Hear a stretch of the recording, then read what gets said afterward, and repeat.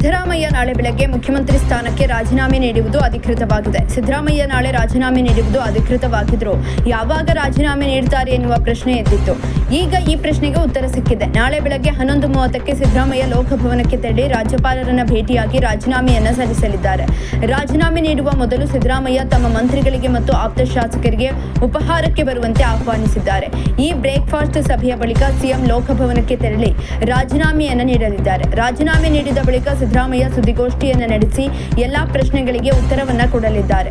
ಇಂದು ಮಾಜಿ ಪ್ರಧಾನಿ ಜವಾಹರಲಾಲ್ ನೆಹರು ಅವರ 62ನೇ ಪುಣ್ಯತಿಥಿಯ ಅಂಗವಾಗಿ ವಿಧಾನಸೌಧದ ಆವರಣದಲ್ಲಿ ನಡೆದ ಕಾರ್ಯಕ್ರಮದಲ್ಲಿ ಸಿಎಂ ಭಾಗಿಯಾಗಿದ್ದರು. ಜವಾಹರಲಾಲ್ ನೆಹರು ಅವರ ಭಾವಚಿತ್ರಕ್ಕೆ ಪುಷ್ಪ ನಮನ ಸಲ್ಲಿಸಿ ಗೌರವ ಸಮರ್ಪಿಸಿದ ಬಳಿಕ ನೆಹರು ಅವರ ದೇಶಕ್ಕೆ ನೀಡಿದ ಕೊಡುಗೆಯನ್ನ ಕೊಂಡಾಡಿದ್ದಾರೆ. ಈ ವೇಳೆ ಮಾಧ್ಯಮಗಳು ರಾಜ್ಯ ರಾಜಕೀಯದ ಸದ್ಯದ ಬೆಳವಣಿಗೆಗಳು, ದೆಹಲಿ ಪ್ರವಾಸದ ಬಗ್ಗೆ ಪ್ರಶ್ನಿಸಿದಾಗ ಮುಖ್ಯಮಂತ್ರಿಗಳು ಯಾವುದೇ ಪ್ರತಿಕ್ರಿಯೆಯನ್ನ ಕೊಟ್ಟಿಲ್ಲ. ಇನ್ನು ರಾಜಕೀಯ ವಿದ್ಯಮಾನಗಳ ಕುರಿತು ಕೇಳಿದಾಗ ನಾಳೆ ಮಾತನಾಡ್ತೇನೆ, ಏನೇ ಇದ್ದರೂ ನಾಳೆಯೇ ಮಾತನಾಡ್ತೇನೆ ಅಂತ ಕೇವಲ ಒಂದೇ ಸಾಲಿನಲ್ಲಿ ಉತ್ತರಿಸಿ ಸಿದ್ದರಾಮಯ್ಯ ಅವರು ಅಲ್ಲಿಂದ ಹೊರಟು ಹೋಗಿದ್ದಾರೆ.